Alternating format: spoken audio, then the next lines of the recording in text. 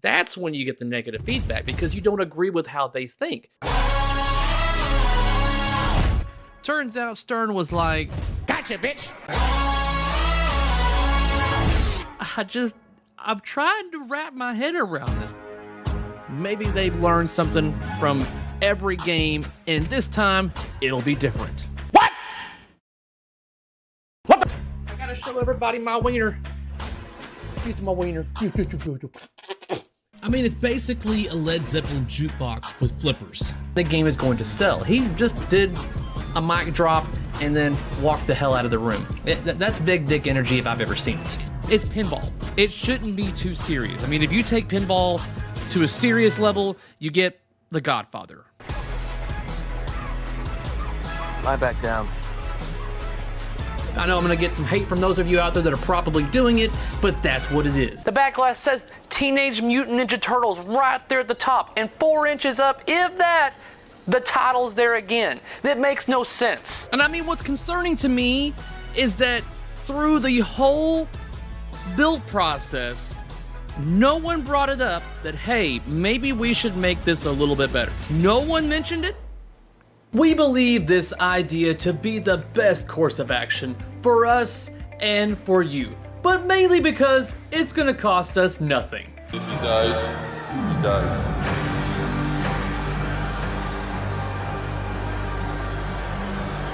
We need to find out what these suckers will pay for a crappy product that your toddler drew for us. She draws on a first grade level. And the thing is, I know one of the people over social media has informed me that a lot of the times, at least as of 3 years ago, majority of the things that I would post or say to them was fucking blocked. Why are you promoting and asking for deposits on a game that's still 6 months out?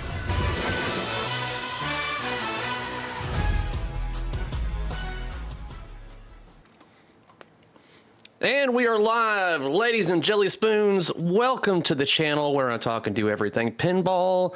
And it's a special evening, and I have a special guest, and we're just going to jump right into it. The man that technically doesn't need an introduction, but I'm going to kind of give him one anyways. He's designed a multitude of games that are obviously your favorites. He's the main guy you think of whenever you do talk and play pinball in general when it comes to Stern games in particular, but he's designed a bunch of other games from the early days before Stern that a lot of you love. And none other than I have here is George Gomez. George, welcome here to the channel. Hey everybody. Hey, so I'm sorry my if I sound funny, I'm recovering from a horrible cold last week, so I'm a little bit nasally and still congested, but happy to be here. I've never been on your show, but you and I have talked many times over the years, right? Well, back and forth a little bit. Well, not conversation wise. It's been a bit just a hit and miss type of thing, but never an in-depth conversation. And you are, I think, the first anyone that works at Stern Pinball that I've actually had on the channel, honestly. And I didn't even start like at a designer or anything like that. It's like, no, I'm going straight to the fucking top over here. I'm going to George Gomez himself, kind of thing. But I'm not saying you have to watch your language or anything. By all means, say what you want to. I don't anticipate you dropping a bunch of F-bombs or anything. But those for you that are watching on here, if you have kids, I might, especially because I'm also having something to drink as well. Because I've just got off work, literally. Got off work, came here to get things set up. I don't even have a fancy thumbnail in this video, guys, or the stream. For those that are watching, we got 162 of you guys here already, ready to chime in. And seriously, the 15 minutes that I've had George here, it hasn't been like, hey, this is what we're going to do. This is what we want to talk about. It's been me trying to make his microphone better. So all this time, guys, all these interviews that he's done sitting in his chair right now, he has been on the wrong friggin' microphone.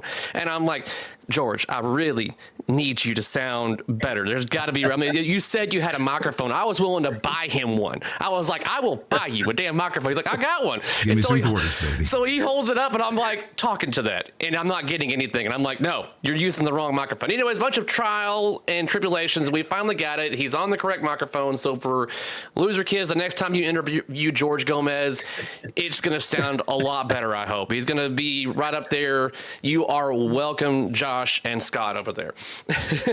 This is actually the first time I've used this microphone in this office. This is the microphone that I've used for podcasts from home.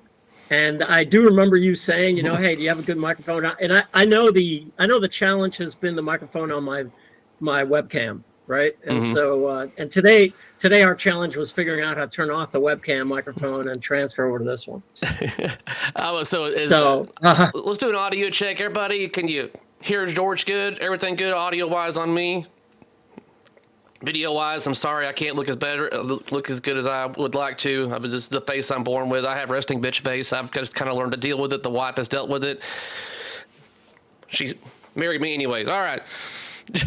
Everything's good? I believe we're good. So, I mean, all right. I want to say we'll just get right into it. I think the catalyst of this whole conversation and discussion is obviously you have made some changes to your Spike 3 cabinet. And those of us in the hobby and the enthusiasts, the people that are very passionate about what you do, were not informed about this change. So it definitely caught a lot of us by surprise.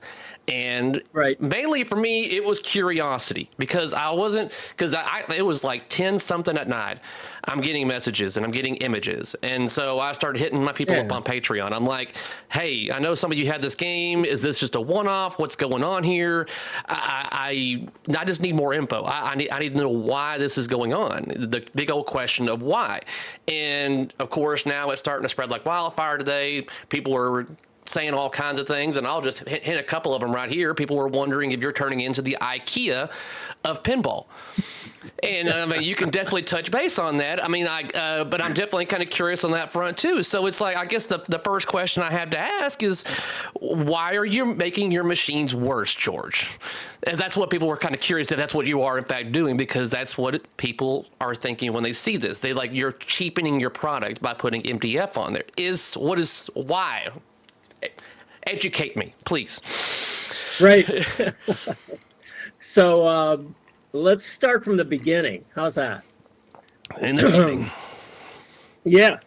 So I'm going to tell you a little bit about, you're going to learn a lot about engineering today, and you're going to learn a lot of, just the whys and hows of things, and then we're going to do a little show and tell. All right. So we're here in my office at Stern Pinball. Oh my God, I got you working late. Oh, I figured you'd be at home. Oh man.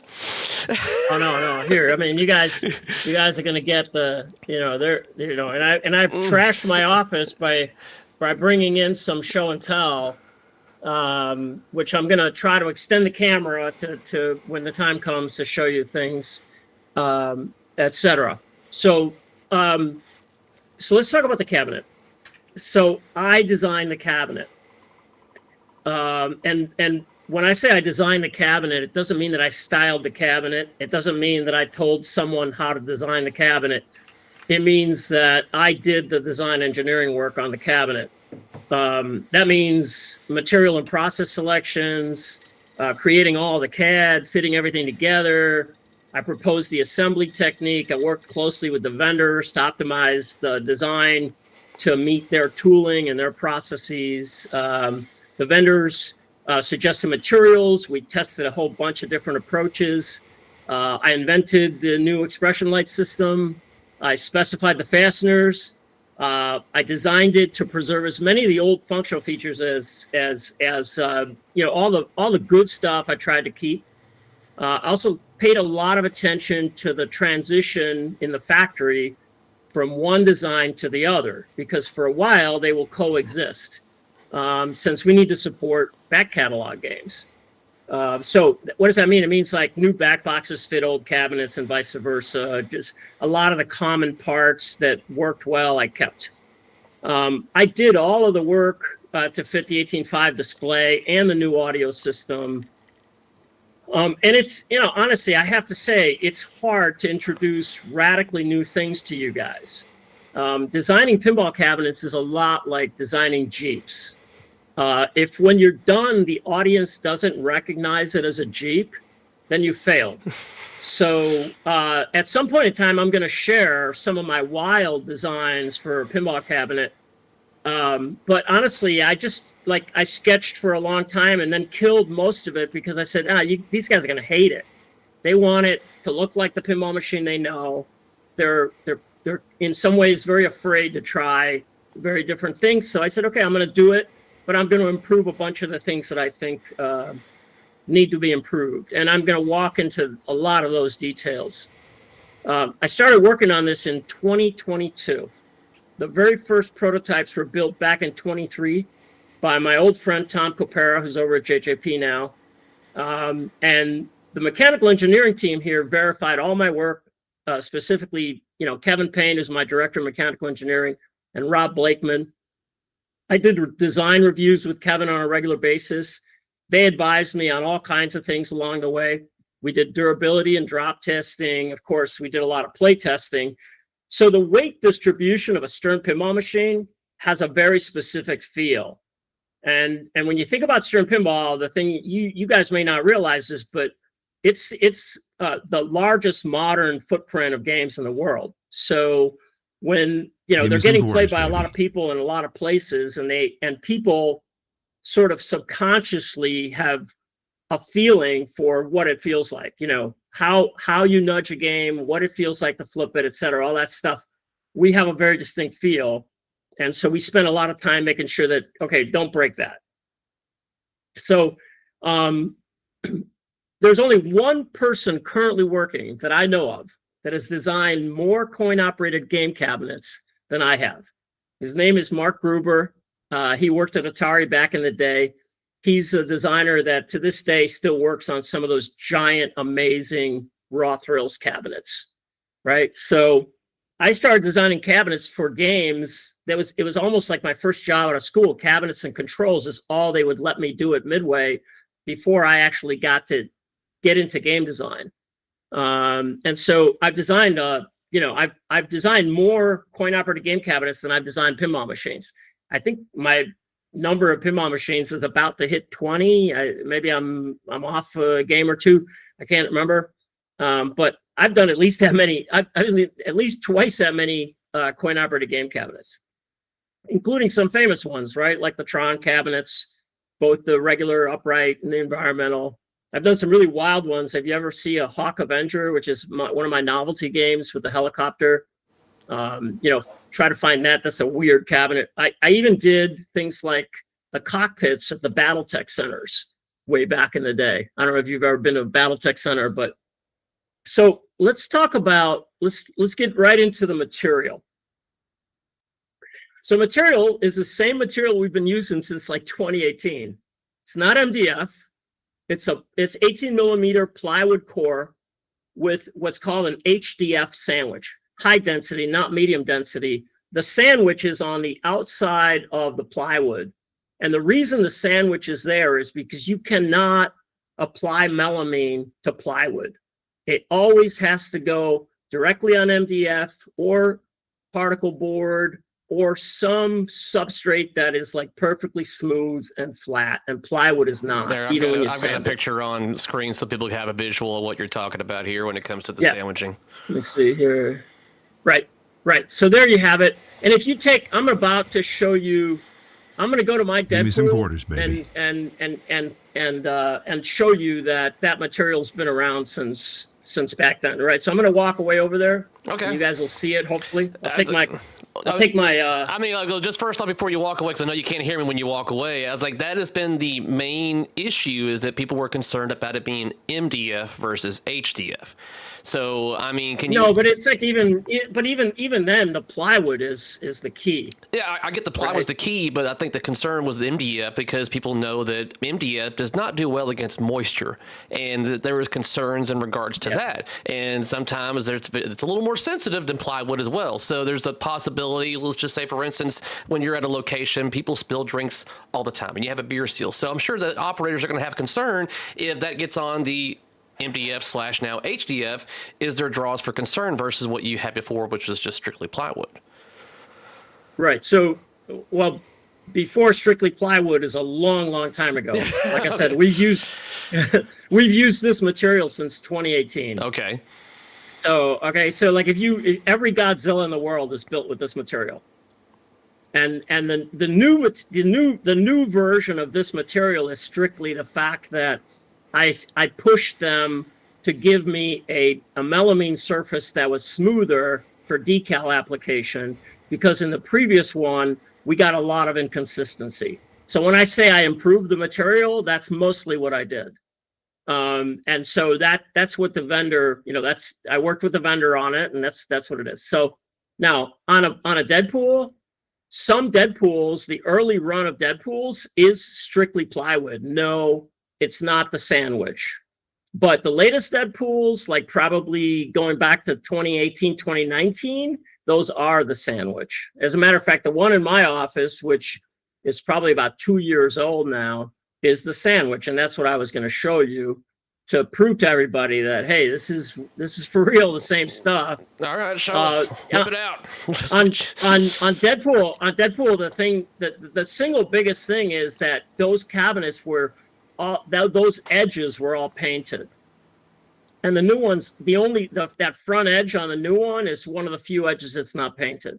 All the other edges have edge banding on them because I thought it was important to finish them. That's what the edge banding is for. So I'm gonna take off my headphones. I won't be able to hear you. We can catch up after I show you. All right. All right, guys, just so if you're watching, I see your questions, but I'm going to save the public questions for later. Let's get all the details and information from them right now. We're taking care of the catalyst of this whole conversation and everything first. I'm not ignoring you. Thank you very much for the super chats. I appreciate it very much. Love you long time, guys. And George probably doesn't know that he unplugged his camera.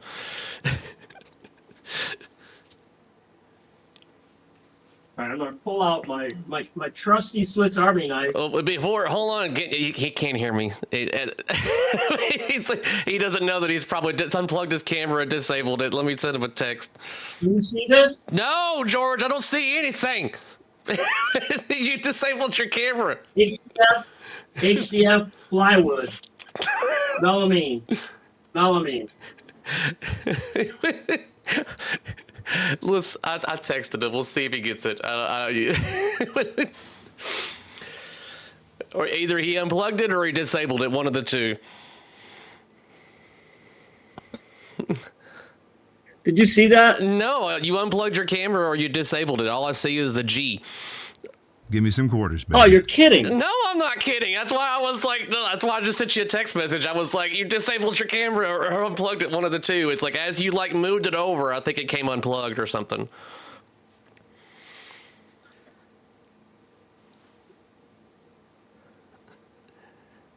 After all, it's plugged in. After all of this. Well, you can see me. No, I can't. All I see is the letter G. So if you jostled the plug enough on the back of that camera enough, there's a chance that you may have to enable and disable the camera, possibly even like leave and then come back for it to reinitialize. If I was a betting man, or you have it disabled at the bottom of the meats down there.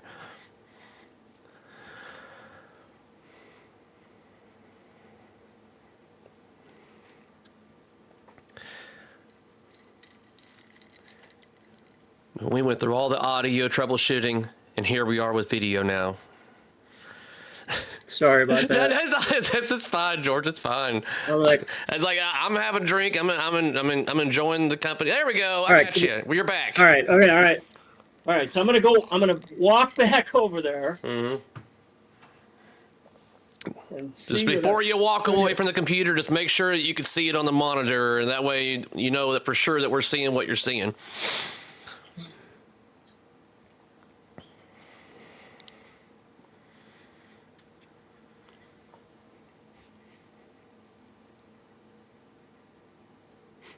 Dance for me. I'll dance for you, Russell. I'll dance for you.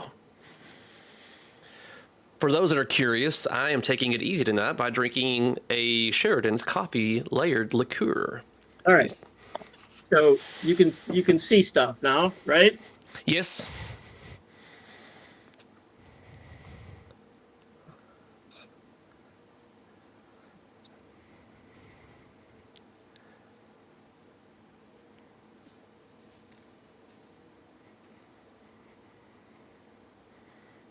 Got that Deadpool premium right there.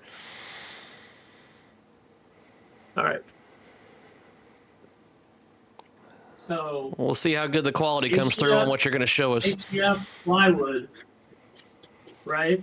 Deadpool. This is melamine. This is melamine. Does that make sense? Your camera was pointed more at the apron than it was at the wood. That work? Not really, because your camera was pointed more at the apron than the actual wood that you're talking about. Did that work? No? You were talking more about your camera was pointed at the apron more than the actual wood. All right. Let's try that again. Can you see the cabinet? Yeah, we're good now. Good now. Let me get a thumbs up, yeah. HDF. Plywood, HDF, melamine, melamine. All right. Good on that one. All right, how about that? That was good. We got you there.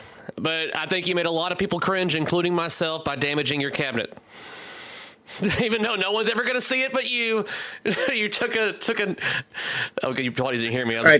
You made a lot of people cringe, including myself, by scraping your cabinet like that. I know it's a pinball machine. No one's ever going to see it but yourself. And I know, but you get a lot of people that are just like, no.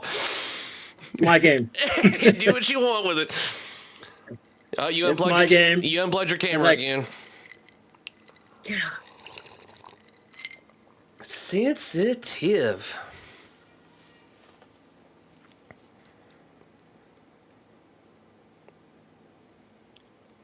How's that? There we go. You're back. All right. This is my trusty Swiss Army knife. Oh, man. Trying to think if I still have Give mine. me some quarters, baby. I don't have a Swiss one, but I do always have my knife on me for just in case purposes. All right. Sorry about all of that. I threw this together at the last minute and said, I want to show them. Hey, I put the stream together in the last minute, so we're both on the same page here when it comes to last minute stuff right here. Nothing was really planned out. It's basically kind of like a White Russian there, Junior. Yeah, what I'm drinking. George is over here having water, but he's at work technically. So let's talk about. All right. So I don't know. I mean, there shouldn't be any doubt about the material at this point. I've shown you it's the same. The new one's not painted. Most of the edges have edge molding on them, and I can show you some of that.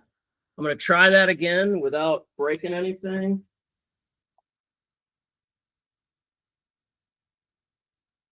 You see that? Edge molding, right? Edge molding. Edge molding there. There's edge molding down here, right? Edge molding. So wherever most of the places where where I used to paint the material, I now have edge molding. Okay, so and the edge. I didn't realize I was on mute. I would have stopped you while you had your finger on that cabinet. There is something that is different that is visible opposed to your Spike 2 down there. It looks like some sort of plastic hole of some sort on the lower end of the leg. Yeah. Okay, so that's just something that's, I think, visually, just by standing back even 5 feet, that's something that's different about that. So what is that? That right there. Right there. Right, that's what you're looking at. Correct. Yeah. That is this. This is one of the new threaded inserts that holds everything together, right? So that threaded insert goes into a 1/4 bolt. The bolt has a lock washer and it has a nylon patch, and those bolts are what hold the entire cabinet together, in addition to some molded pins out of a tough nylon alloy that go along the sides, but the entire cabinet is screwed together using these steel brackets, right? So let's go look at this so you understand it.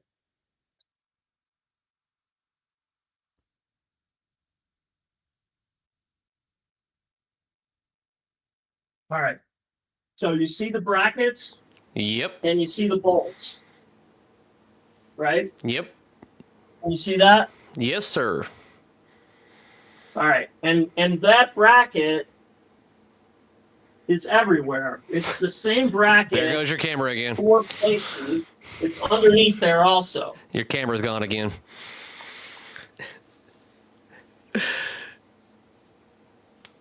You got a loose connection on that camera. But I've got some pictures. If that'll make it easier, I've got pictures of the inside of the cabinet that shows the braces and everything. While you get your camera figured out again, but let me bring these pictures over here for people to see on screen. Hold up. So here's a brace that's at the back of the cabinet towards the rear end that you're talking about. One of your steel braces. Yeah. So that brace. Mm-hmm. That brace is an identical brace, 4 places in the cabinet. And it was one of my design challenges. It was like designing a puzzle because the load conditions at all 4 places in the cabinet are very different. In addition to that, I had to make all of the fasteners work regardless of, that's not it. That's the front molding. Yeah, I'm just showing everybody. So here's the middle one. Yeah. Right.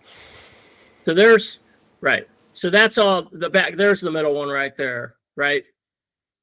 So the entire thing is screwed together. There's 4 of these in the cabinet, and they are the primary structural support across the cabinet. It's 16 gauge steel, and you know it passed all the drop tests and all the ship tests, all the drag tests, all the stuff. So it's really not a big deal. It's not at all like the Home Edition cabinet, which people are trying to compare it to. The Home Edition cabinet uses traditional furniture toggle bolts. That's not the case here. Okay, so out of curiosity, with the way the cabinet is built now, I mean, this is just going by word of mouth here, so I want to confirm. Let's just say, for instance, a side of the cabinet did get damaged. Would someone be able to swap out the side of their cabinet now with this kind of build? Sure, you could. You absolutely could. Because I mean, it's basically all screwed together and bolted together. So let's talk about why did I do this? Yeah. Why did I do this, right? Yeah. Okay. Well, so there's a bunch of your madness. There is. When you look at the old cabinet with what's called a modified locked miter joint, where the 2 pieces come together and they get glued together and stapled, and there's a series of glue blocks around it, right? I can't tell, once that cabinet is assembled and painted, I can't tell if the guy building it put enough glue in the cabinet. The only way I can tell is destructive testing. And I'm happy to do destructive testing, but that is a statistical guess as to, I don't know, was he talking to his buddy and he did, he missed that side, but not this side? So that joint is structurally invisible to me. The integrity of that joint is absolutely invisible to me. There's another thing which you mentioned earlier, the notion of the environment that the cabinet is in, right? If the cabinet is in a moist environment, it absorbs moisture. If it's in a dry environment, it dries out. The locked miter joint, when they do get it right, that thing doesn't want to move, but the wood wants to move. The wood wants to expand, the wood wants to contract, and the wood will go where the wood will go. And so what happens is, you remember the tight glass condition that we had with cabinets some time ago, where people couldn't get the glass out of their games? Yes. Not going to happen on this cabinet, right? Because the dimensional control, the stability of the material itself is so much greater, right? So a combination of the assembly technique and the material choice, by the way, that melamine really helps. The melamine and the HDF really help in terms of moisture absorption, because the only place you're absorbing moisture is on exposed edges. And on top of that, there aren't that many exposed edges because I sealed most of them with the edge banding, right? So now you have a cabinet that is where the material substrate is more dimensionally stable than the old one, and the construction technique is such that you don't have these natural stresses at the joints, which are going to hold and force the wood to do whatever the wood does. And in the case of wood, expanding, it's going to be stronger. It's going to do what it wants, regardless of that glue joint, right? And again, that joint is some years ago we had a problem with, and everyone in the world knows it, where our cabinet seams coming apart, and me losing my mind, going, what? I mean, I haven't changed the design of that cabinet, but the guy at the cabinet house isn't consistently putting glue in it. So the other good thing about this is now these cabinets are assembled here. I control the assembly. We control the assembly. We control the torque, 60 inch-pounds on each of these bolts. I can check it. I can go out there and check the tools. And I can't do that with a stapled and glued joint. Yeah. It may have 3 inches of glue. It may have 6 inches of glue. I don't know. So I can't tell. You've eliminated basically a variety of like variable, like analog pieces that are in your whole cabinet by basically making it to where it's like pretty much a guarantee just by visual inspection that it should be solid type of thing. Yeah, and tool inspection. I can put a torque wrench on them, right? I can put a torque wrench on them and say. And there's another really cool thing about this fastener that I found, right? We took the fastener and we abused it. We basically torqued it until we sheared the head off. And you know what happened? The body of the fastener stayed in the panel and did not compromise the structure of the cabinet, even though we sheared the head off. Mm-hmm. Now, I don't recommend that you do that. But we did do that. I mean, right? I would state that the people that I do know that own the latest release in regards to this cabinet, The Walking Dead Remastered, from every feedback that I've gotten so far, the common feedback is that the cabinet does feel very sturdy. It does feel very solid. So there is no complaints about how it feels. I think at this point it's a major question of longevity. And I don't even know if you have an answer for that either. I mean, because you don't have the ability to say, it's going to last for this long, because you kind of technically don't know either, do you? I don't know what the life of it will be, but I'll tell you this. I'll tell you that the very first prototypes got screwed together in early 2023, and we've been beating on this thing for a long time. So I really don't have any. I mean, I think that just the fact that the material is, it's way more stable. The integrity of the joints that, which used to be invisible is no longer invisible. I mean, it's a huge thing, not to mention the fact that before, I mean, and this is just a manufacturing thing, doesn't mean anything to you guys, but we're shipping a lot of air, right? We're bringing huge boxes from the cabinet house to stern. They're going on trucks. They're getting exposed to weather, they're inside and they're covered up, but still, you're leaving a dock in the winter and you're coming to another dock and you're driving many miles with this, right? Now I'm shipping flat panels. I can store them. I can do anything with them. The panel itself is way more stable structurally. So I don't think you're going to see any of the warping, glass tight issues or any of that stuff. I think that's all gone. Let's talk about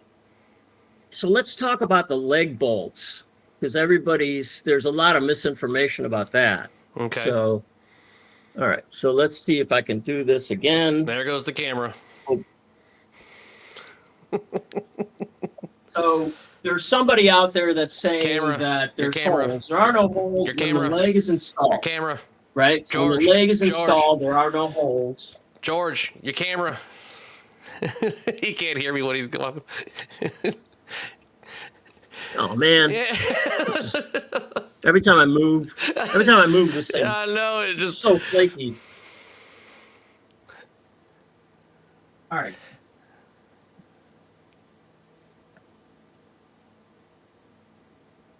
Crazy. There it goes. Crazy.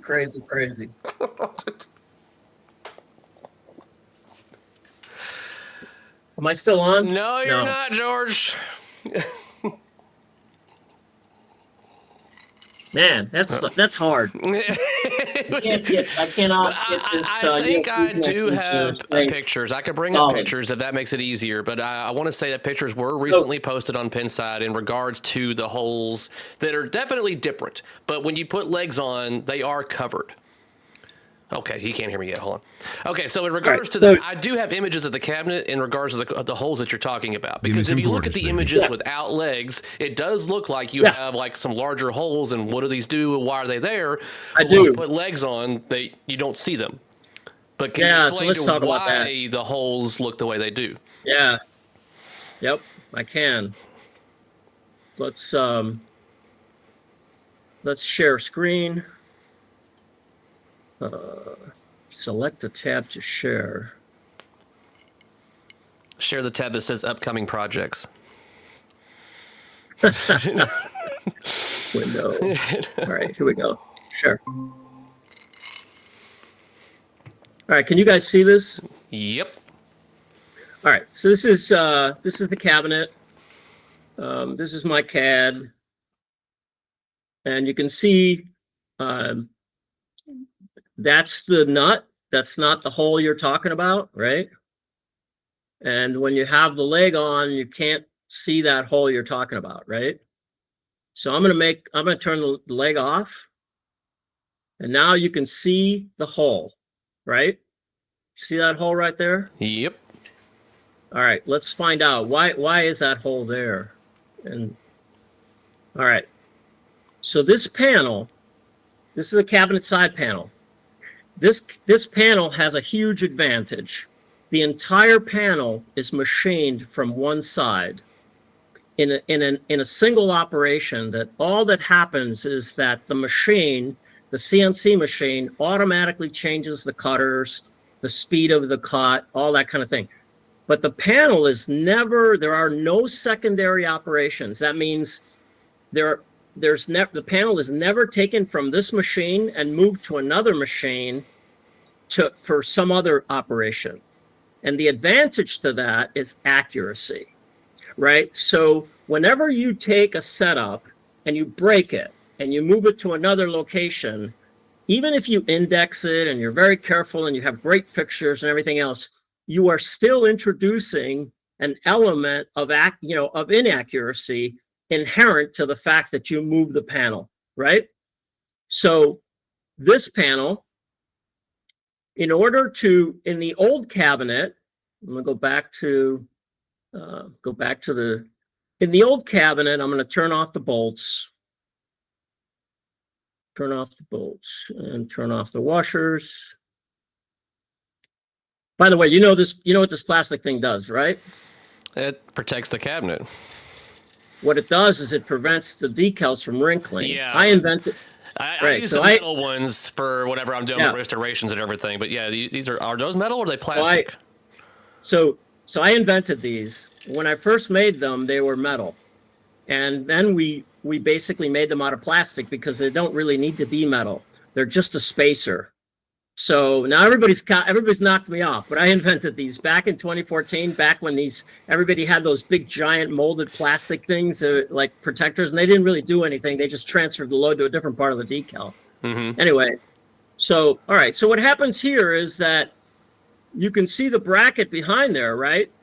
And so in the old cabinet, there was a drill fixture that once the cabinet is glued together, that drill fixture drilled a hole through the corner of the cabinet in order for the leg bolt to go through, right? Mm-hmm. So and that fixture indexed to the cabinet, but again, accuracy problem, not only in indexing the fixture, but in the operator with the drill. So gone away, right? Because the accuracy comes from the CNC machine, and the way to get it was to do those slots, and that's all it is. So they're invisible. So because they're invisible, they didn't bother me at all. They're covered up by the leg. Here's the other one. I'm going to take. There's the other one, right? And that's in the 4 places in the cabinet. This bracket on the other side is brand new, and it has these really cool studs which transfer load this way to the cabinet. So way stronger than the old ones. And also very accurate. Now, those look proprietary compared to the ones that I use. Right. So here's a panel, right? And it slides into those holes, and then we run the wood screws, And once this entire thing is clamped together and the cabinet is up, it's rigid. It's not going anywhere. It's a much nicer, much stronger joint than anything in your current cabinets. All right, so now I've been waiting for this. Here's the mic drop moment. Okay. You want to hear the mic drop moment? Don't drop your mic. Don't drop the camera either. It might go out. What do you think? What do you think made, like in the history of pinball, who made the best cabinets in the world? Williams. Yeah? Okay. Let me show you something. This is Mr. Elwin's Congo cabinet, which I brought into my office. Hold on, you got your camera off again. Oh, man. This is so annoying.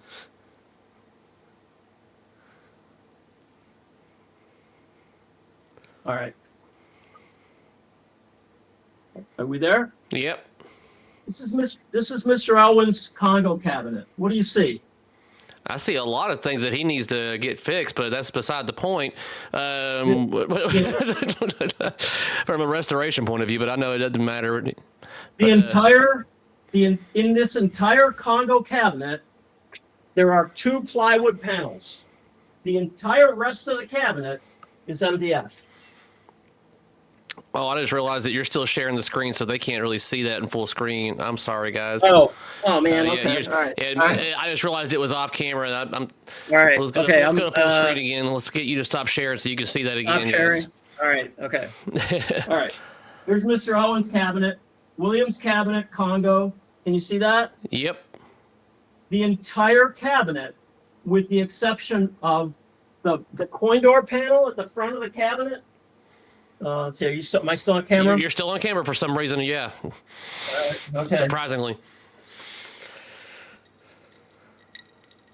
With the exception of that panel and the one that's underneath the back box, everything else in this cabinet is MDF.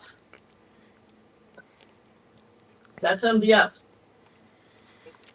Yeah, I know back boxes were typically the very back panel was MDF.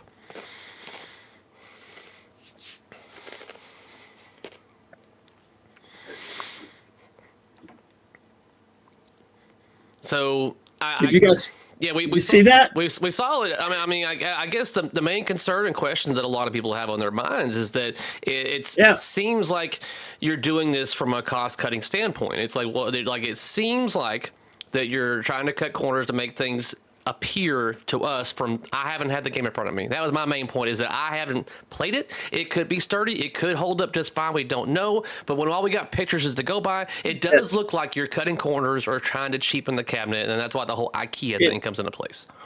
Yeah, but I mean, I hope I just proved to you that that's hardly the case. I think for pinball, it's gonna be a hands-on experience. I mean, people are gonna have to see it to believe it and actually handle it. Well, I don't. I mean, I don't. Watch this. So I'm gonna remove the side armor on this, so you can see how easy it is to install expression lighting on this cabinet, on this new cabinet, right? Okay. So I've basically removed these fasteners right here. Can you see them? Yes. Then I've taken them out just to save time, and now I'm going to show you how to take this off, right? So this entire thing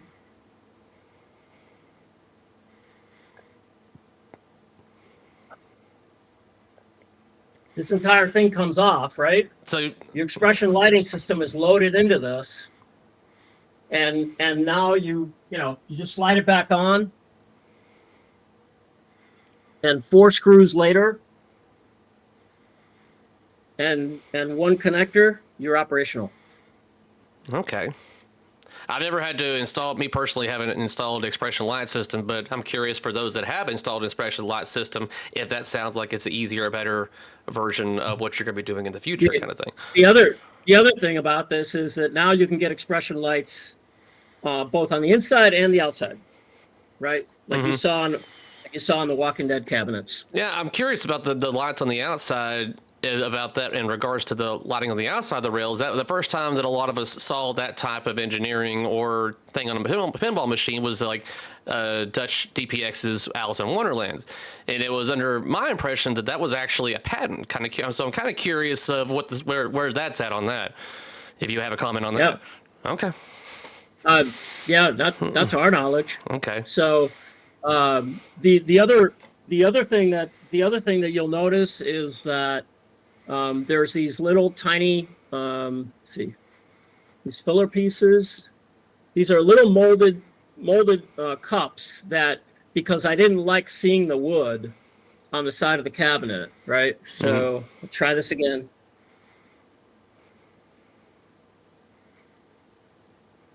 Do you see it right here? Can you see that? So that's this guy, and you can see what it looks like without it. Right? So that little cup goes right in here, and the screw goes through it.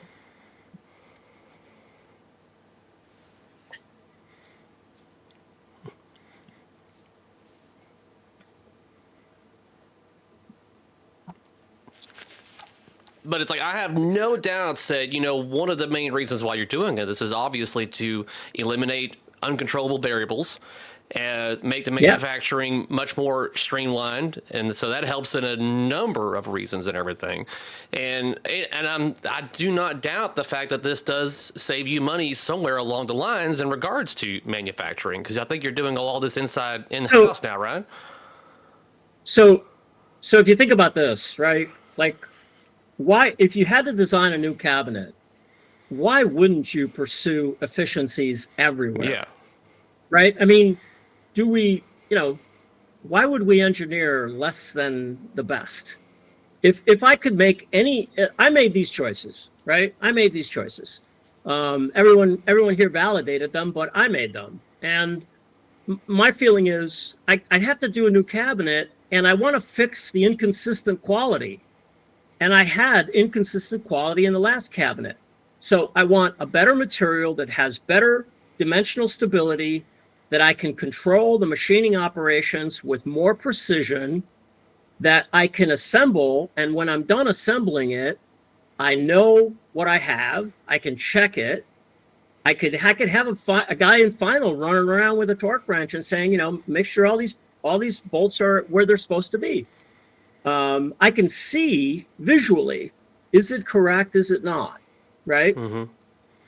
So, I mean, from my perspective, I mean, you guys, I don't know why you guys constantly go to the cheapening out thing, because there's like so much, there's so much there's the constant feedback that we get, and we see things, and it's always seems like you gotta look out. Obviously, you're a business, but you gotta have your margins. Yeah, but I think with the way pinball is now, it's not the way it was in back whenever you had COVID going, and then you now brought yourself into a much larger facility. So now it's a matter of, this is basically me telling you the mindset of us enthusiasts out there, is that now that you got a larger facility and you're not able to pump out, or we're not pumping out as many games as you were during COVID, you have to compensate. So I'll tell you that we are pumping out as many games as we were during COVID, because during COVID we were in a smaller facility and we were stretched to capacity, right? So we have much more control of what we make. Now, the scale of our business is a lot different than the scale of all the other businesses in pinball. So, I mean, come on, in a day's production, we might do what somebody else does in 2 weeks. Yeah. Okay. I mean, I don't know another way to tell it, and I'm not showing off. I'm just telling you the realities. Well, people are well aware that you guys win when it comes to quantity, without a doubt, with like no question of that at all, kind of thing. And if you truly judge quality, we don't make refrigerators, we make entertainment product. And if you judge quality based on the longevity of our games, our back catalog is essentially the proof in the pudding, right? We just put Deadpool in the vault. I introduced it in 2018. We made it consistently, year in and year out, right? Godzilla is at some moment in time, in the not too far distant future, Godzilla is going to break the record for how many pinball machines have been produced. That's the question I was going to ask you next, because the rumor was that you had already passed, the Addams Family. So I was kind of curious if that. We haven't. Okay. No, we haven't. But there's going to come a day, and so when you look at just I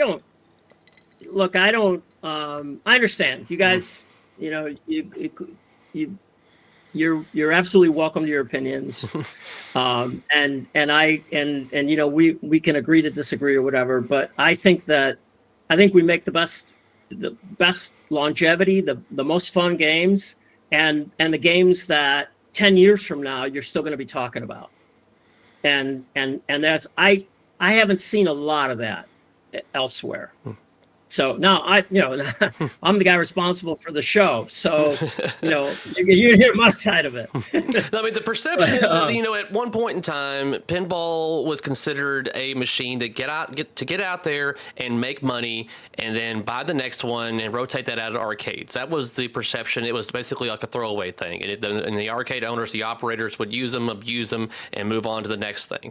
And so I guess the concern is that what the direction that you're going now is turning it into a machine to get out there, earn some money, and then throw away and work your way to the next one type of thing? No, 70% of our games go into the collectors. Consumer. Yes. We're paying more attention to the consumer market, not necessarily collectors. Collectors is a piece of consumer, right? We have a lot of Star Wars has a huge number of first-time buyers, right? And by the way, we released a Star Wars fix. I don't know if you've seen it, a Death Star fix today. I opened up that entrance and it's available. People just reach out to tech support and they'll send you the part. Okay, that's good to know. Yeah. So, but no, I mean, I think we haven't raised prices in a long time, right? And we're trying to add value to the games, right? If you buy Walking Dead, you're getting this new expression lighting system. You're getting the new The new cabinet is a wash with the cost of the old cabinet. The efficiencies are in my ability to improve quality and control the process. They're not in you guys have some vision that this material costs. It's the same material as I proved with the Deadpool, right? So for 2018, since 2018, we've been using the same 18 millimeter HDF sandwich, plywood core, and yeah, it's not painted like it was. And, maybe the next iteration of cabinets you'll see, I'll put a piece of edge molding there just so you don't worry about it. I think I saw some people questioning, due to the fact that you're able to take off panels or remove them, that people are going to eventually be able to store or at least travel with a pinball machine in the back of their Ford Taurus or whatever kind of thing. The panels can all come off and just stack in the back seat. It's hard. It's hard. There's still a lot there, but it is way more modular. The other thing about modularity, and let's touch on this. Now when we introduced Spike 2, and one of the big successes to Spike 2 is the modularity and scalability of the system. The fact that the very same system that drives the most compact game, the home edition, also drives the most expensive game, a limited edition with all the toys, the topper, all that stuff, right? So that's a scalable system. But beyond that, the modularity, the thing that the modularity does, those nodes allow us, when we don't have a node to do something, we create it.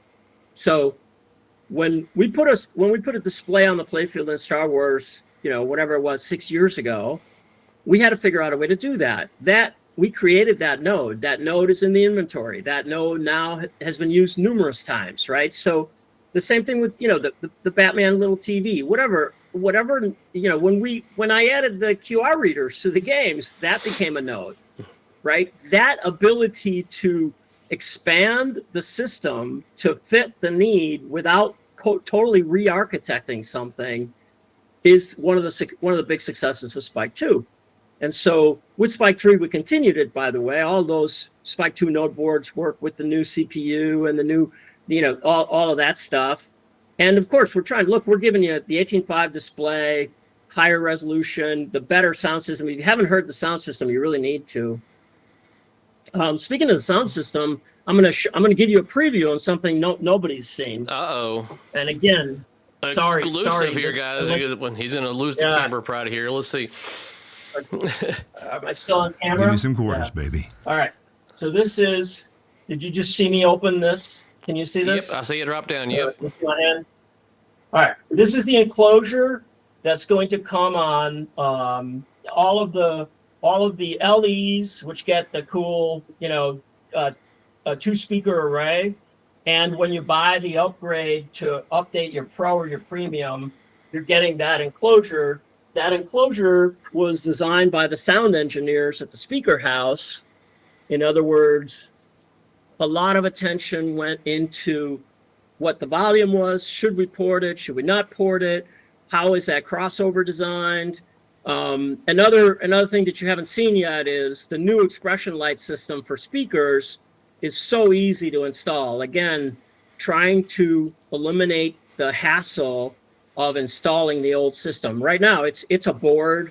It drops in. You run a couple of bolts, and you put a connector in it, and you're there.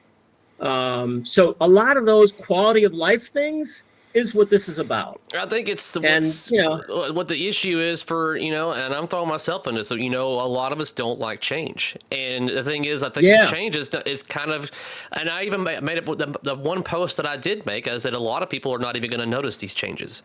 It's those that actually are really hardcore enthusiasts, the veterans that are going to dig down, open things up and really dig in there to see these differences. And I think it's the unknown of longevity. When people buy a Spike 2, if someone buys a Deadpool right now, chances are that you've got a history, a pedigree of knowing what they're going to get and how long it's going to last because they have a history.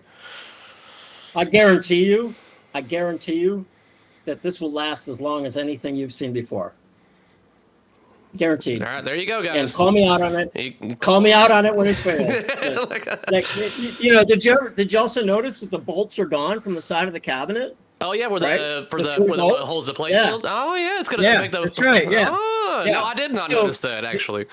Yeah, the ARC team threw a party, right? Because they were always trying to. Had to work around one freaking bolt. Work around those 3 bolts, and you always had a bolt that landed on somebody's face. Yeah. And a lot of times, we literally and you look at your games out there, you'll find games that have 2 black bolts and a silver one, or one side has 3 blacks and the other has 2 silvers, because we're trying to hide them in the artwork.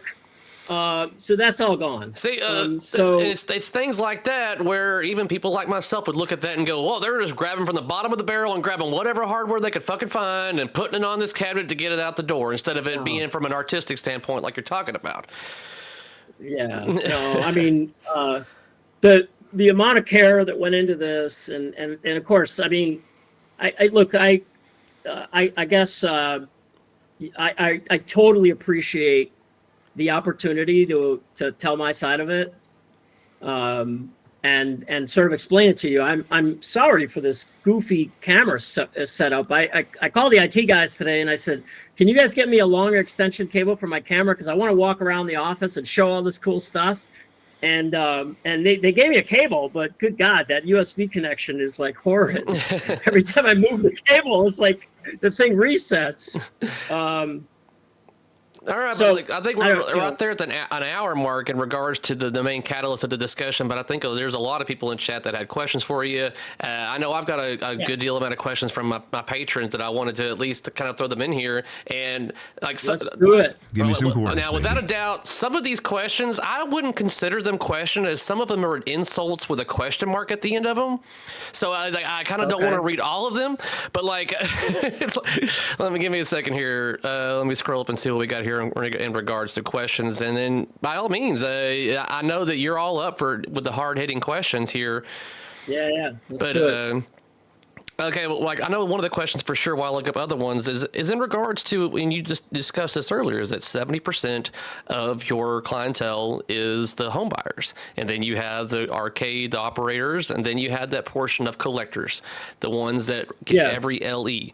And now due to, I'd say, within this last 12 months, it seems like, and this doesn't help with, shit from me, but like, in regards to the LEs, there are concerns about, are we going to see more things in the LE that makes it stand out and much more, I guess, valuable or hold, value or go up? It makes it to where the LEs are like more sought after than the last few titles, at least for sure. Yeah, absolutely. Absolutely. We're talking about all kinds of different things to do that. We understand the concern, by the way. And so, you'll see things like, look, I mean, we've snuck a lot of stuff in and we don't get any credit for it, right? We snuck in speaker lights. We snuck in expression lighting. We're thinking about other things that we can give you, even as so far as to think about, okay, maybe we should give you a unique play feature. Maybe we should do stuff that that you can only get if you have this the LE. We have also, we've explored and we are exploring a bunch of different upgraded materials for things like decorative things, like finish things and stuff. And we've done some of this before, like you've seen sparkle on play fields and all that kind of stuff. But we are absolutely 100% aware that people want the LEs to be unique and valuable, and we want to do everything we can to preserve the value. You talk about the split between the 70% and the 30%. Do you know why the 30% is important? I mean, you can guess. You get new people to come in and play a game and go, I'd like to have one of these in my house. That's right. And when you're 20 something, you can't afford a $13,000 pinball machine. Most 20 somethings can't. And so the street is, the locations, it's super important to us. But that doesn't take away from the fact that we know, and we've heard it a lot in this last year because everybody wants to talk about, the value of the LEs, et cetera. And so we are very aware of it. We hear it, we listen to it. We're not deaf, we're not tone deaf, and we want the business, we want the business to thrive. We want everybody's business to thrive. We're not aware of it or unaware of it, I should say. And this is coming from someone who visits multitude of all manufacturers and speaks to every other manufacturer in regards to everything. But every manufacturer that I visit does not wish harm or failure on Stern at all. If anything, they want you guys to keep putting out great games. You're making the whole industry thrive. You guys are the guys that shoot arrows at me. I don't know. Without a doubt. So like I said, you're glad to get this out on the stream. I'm also glad on it because chances are I would have had a few more drinks and then made a fucking video and it would have blown up and been ridiculous. The whole John Wick thing all over again. And I'm like, no, so I was all up to see if we can get this done today to nip this in the bud. So here we have another question. I have a few questions, and I know that these are not going to be some that you can answer, but they still said these are my patrons, so I'm still going to cater to them. So what's George Gomez and Jack Danger's actual involvement in the next machine? Are they like 50-50? Well, so we are co-designing it, and what does that mean? It means that Jack did a lot of the early work, and then his responsibilities. We decided he was, his personality, his history with the community is such that he was the natural choice, and we felt we needed a person in that slot. He did a lot of the early conceptual work. I've done a lot of the finish work. I've taken it home. I'm bringing it home. So we're both going to sign the LE. Jack said to me, "You want me to sign it?" I said, "Yeah, I want you to sign it, of course." You're gonna see some of his magic, and hopefully you'll see some of my stuff in the game. And I'm excited about it, and so yeah. Yeah, I mean, without a doubt, I think there's no argument that Jack does great behind the camera, as especially as a head figure, like someone that can reach out to Stern Pinball and he's the guy. I think that's something that should have been used in regards to this new cabinet. I can just picture Jack Danger doing a video like, "Hey internet, this is Jack Danger here at Stern Pinball. I want to give you a tour of our new Spike 3 cabinet," and the camera does all the things. You're going to see it soon. Okay. Because this was very impromptu, but we're going to do it for real, and so that we can put it out in the media and everybody can see it, and I can talk about it without having my camera breaking every 2 seconds. So yeah, you're going to see it soon. Yeah. All right, so I'm skipping past a couple of these questions. B, if you're watching, I'm not ignoring your questions. I can ask them, but I know I'm not going to get an answer. So just for example. Well, you ask them. Ask them. I don't care. Fine, ask all right, them. fine. Your next game, is it Transformers or Pokemon? It's one of those two. Oh, all right. There we go. It's one of those two. All right. There you go, B. You're welcome. All right. All right. So is the next remaster end of 2026, or could they announce it much sooner? End of 2026.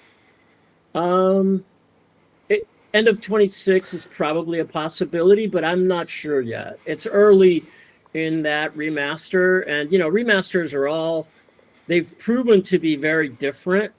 And so meaning, what does that mean? It means that the cooperation, the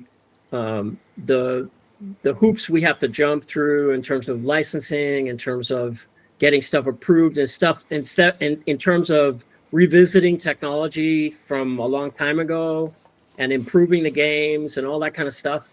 It's proven to be 70%, just so you know. Mm-hmm. My executive producer, Mark Wayna, tells me that the effort that we put into remasters is easily 70% of a from scratch effort, which you wouldn't imagine it, right? Because you think, oh no, what do you mean? It's all designed. It's already done. The rules all the footwork's been done. Yeah, it's already done. So here's something right here. I mean, this is coming from me. I mean, I'm curious in regards to, and I know you've answered this question many a times. They get asked to you all the time, and I'm sure you're tired of hearing it. But a lot of people are wanting 2 titles in particular, and I bet you can give me the name of those 2 titles that people are asking you about if you're going to do those. What are the top 2 titles that you hear the most if you're going to remaster or redo? Lord of the Rings and Tron. Bam! You got it. So, I mean, are those off the table, or is it just like, hold on, guys, we're trying? I mean, hold on, guys, we're trying. All right. Yeah, hold on, guys, we're trying. We're not. Yeah, hold on, guys, we're trying. It's there you go. Give them something up there. Give them hope. You got to give them a little bit of just. My earliest professional success was the original Tron video game from 1982. Right. I was a young man. I worked on that game. It was the first time that I did anything of note in the business. And so I have a passionate love affair with the franchise from that perspective.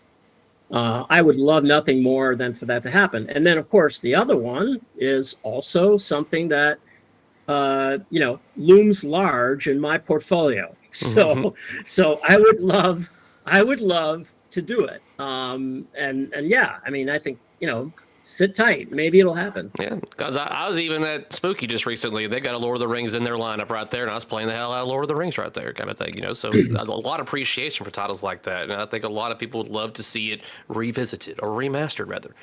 So another question here is, how much of your work in Pinball 2000 transfers over to your leadership and vision for what became Spike 2/3 at Stern? Did it inspire the move to the included LCD from the D&B display, or was the evolution happening already? Yeah, no, I mean, look, I've said this many times. I'm lucky to be in the seat that I'm in. And I couldn't do the work I do, where you see me touching all this different stuff. I mean, this cabinet, I probably could have done this cabinet in a month, in 6 months, if all I had to do in my life was this cabinet. But I didn't. I have to run the studio. I touch every product. I'm involved in a lot of things, Insider Connected, etc. But that said, I could not be doing what I do had I not been all the places I've been. Right? I broke into the business with coin-operated arcade games. I moved on. I was a toy inventor at a consulting firm. From there, I went to I designed novelty games for some number of years. Eventually landed at Williams Electronics and designed pinball machines. Came out of Williams Electronics and worked on Xbox and PlayStation stuff for 9 years of my life. on the side during those 9 years of my life is when I did games like Batman: The Dark Knight and Sopranos and Lord of the Rings and Playboy. That stuff happened in that time. That sort of set up my relationship with the company, right? That's why when the company was coming back from the ashes of '08, and they, Gary needed somebody to run product development. He came to me and says, "Come and run product development." It was my previous experience designing those games that sort of opened that door for me. I think that Pinball 2000 will still go down as one of the most epic development efforts that I've ever participated in. And yeah, you can, look, everything you do in your career influences the rest of your path, right? So I have things like I was running an Xbox PlayStation team when Xbox Live and PlayStation Network were born. So I had to take my game and put it on there. That's where the idea for how to do a similar network for Pinball, Insider Connected, came from, right? It's like I said, I don't want to just download code. I want to create a community of interactive play with the machines. It's been one of the most transformational things to pinball. And I kid with some of the guys, and it's like, when this is all said and done, the most impactful thing I will have done is Insider Connected. And yet I'm a game designer, but the thing that's, we have literally hundreds of thousands of users on Insider Connected. I mean, that's transforming how people interact with pinball machines. So of course I'm very happy that it has, but I all of those long-winded way of saying, yeah, absolutely every experience influences the stuff you do, right? Yeah, I mean, look, so out of curiosity, at the scale that Stern produces products, will we ever see more sculpts begin to replace the flat plastics on your playfields? Give me some quarters, baby. Oh, possibly.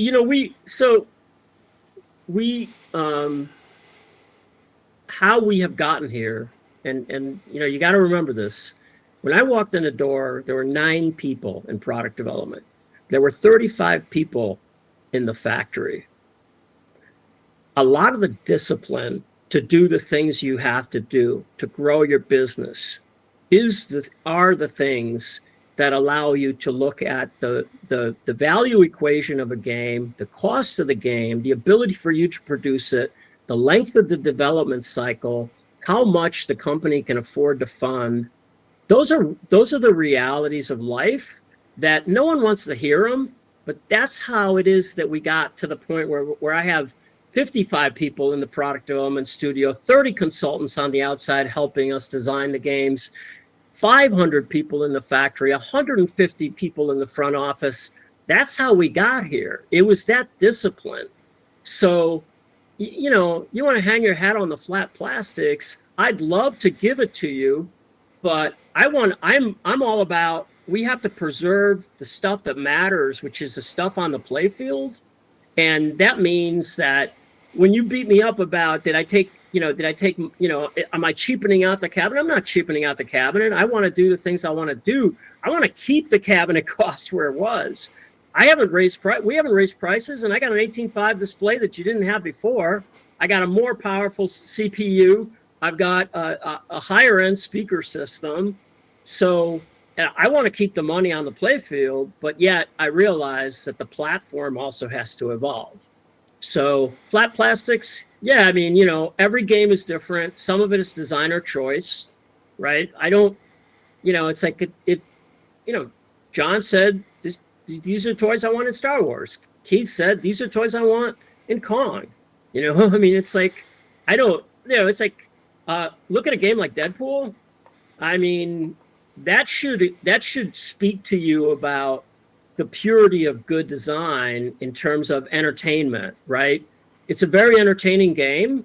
I don't have the kitchen sink in it. I didn't do what I normally do, which is like, the Batman turntable with a ball lock, a TV, 16 ways into the thing, all this kind of stuff, right? A crane that moves around. So I've done it both ways. I tell my guys, bring me 5 amazing things, not 18 mediocre ones.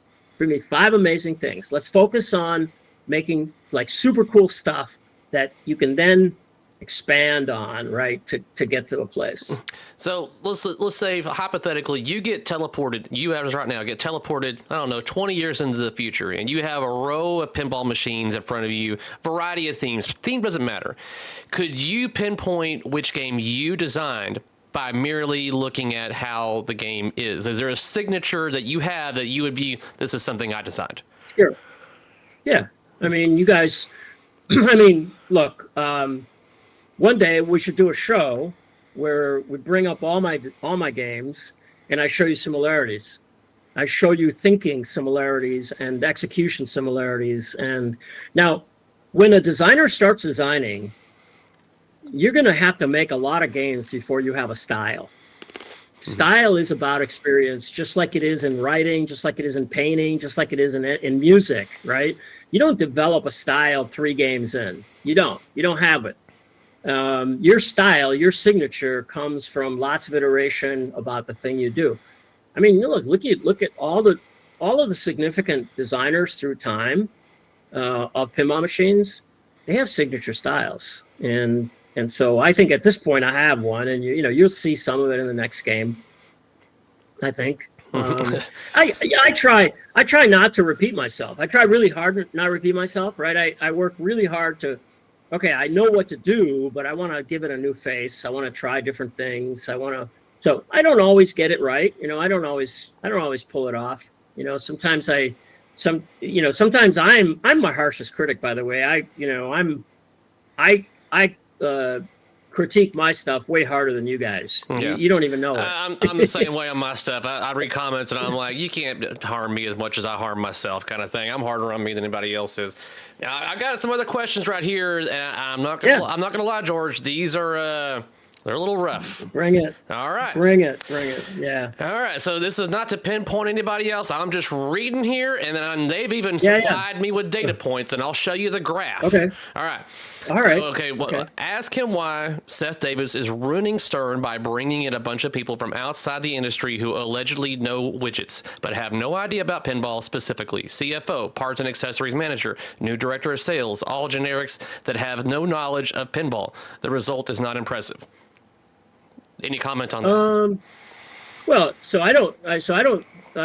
first of all, most of those people haven't been here very long, so it's really hard to gauge how impressive or not they are. If you bring in someone to run the parts department, I don't know, it's like, I think that person needs to be a good business guy with the credentials, to back that up. I mean, he can learn. He's not making decisions about what products he's selling. The product development department in this organization drives so much of what you see, because we are you in a lot of ways, right? We buy the games, we play the games, we collect them, we mod them, we compete.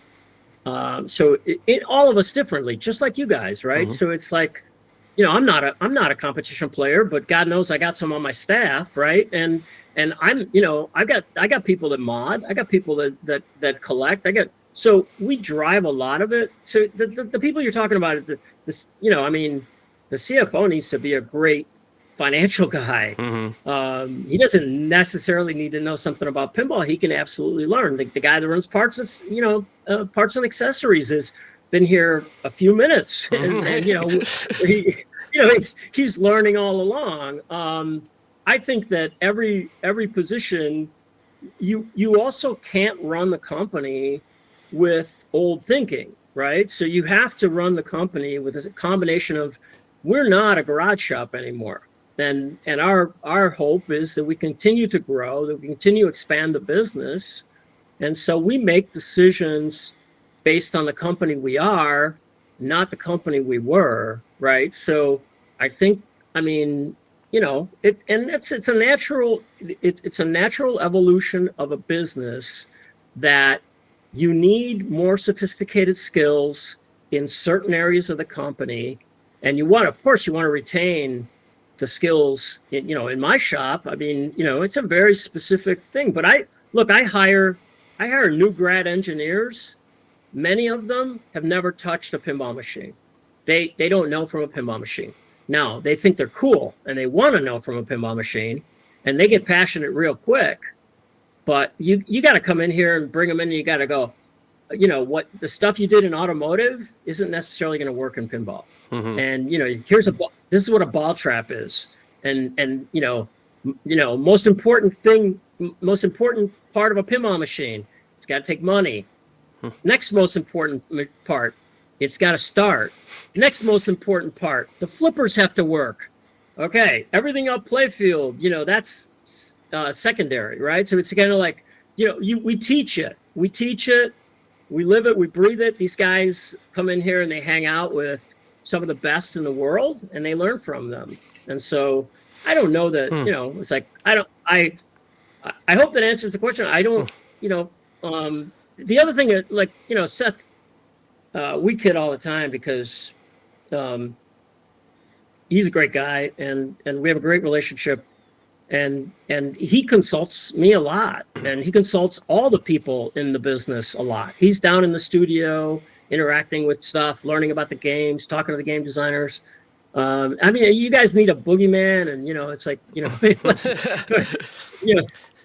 like it's like, but I think if you were here walking around the hall and seeing what I see, I think you'd have a different perspective about. Well, and trust me, over my years and visiting other manufacturers and everything, George, I trust me, there's a lot of things that I've been educated upon in regards to this, and in regards to what goes through manufacture, what goes through the licensing portion of it. I'm learning along the way as well, and it's people like yourself that take the time to educate and to form us that makes hopefully the content that I provide better, kind of thing, at least more accurate for that standpoint. So, like, here's another question: how can competitors offer more mech-packed games with top licenses and real wood cabinets? That's just part of the question, for $2K or more less money. So this is a real wood cabinet, by the way. Mm-hmm. Let's get that straight. That's why it's part of the question. I know we already went through that. Yeah, real wood cabinet. So I don't know about competitors' businesses, and I would say that competitors, from what I see, the licensing thing is like, it's who was there and who chose to pay that money, not necessarily, we make business decisions. So there are limits to what, if I cannot make money on the product, I'm not going to do it. It's just not going to do it. If we can't, that's like, if somebody wants to charge us $10 million for a license, I'm sorry, we're out. It doesn't make sense for us. If I would ask you to, I mean, I don't want anyone to go out of business, but I'd say if competitors don't apply discipline to their businesses, if they don't pay attention to their margins, if they don't pay attention to the things that they need to do, they're not going to have much of a business. Some competitors exist strictly to get by. That's not us. We're a business.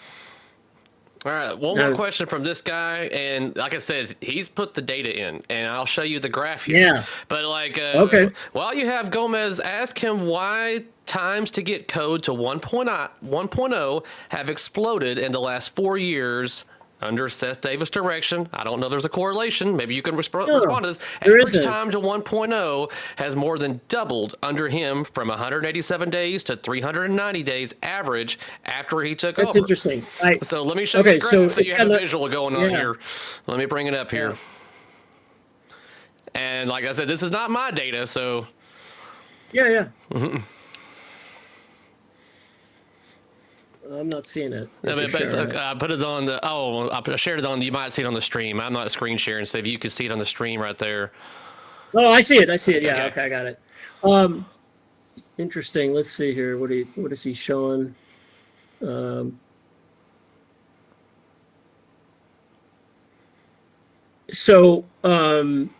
Let's talk about this for a second. I'll let you look at it. And yeah. Mm-hmm. So first of all, it's got nothing. He's made a correlation that it's got something to do with Seth. Seth doesn't have control of that. I mean, my product development resources are allocated by me, and so if you have and so like for example, Bond was a huge licensing nightmare. And can you bring that back up? Oh yeah, sure. Let me bring it back. I just want to be able to look at it so I can speak to it. All right, no problem.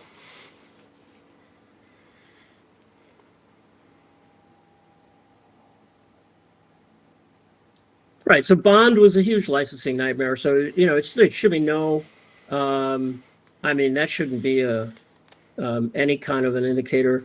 Things like, for example, John Wick. Well, the developer left in the middle of the project or towards the end of the project.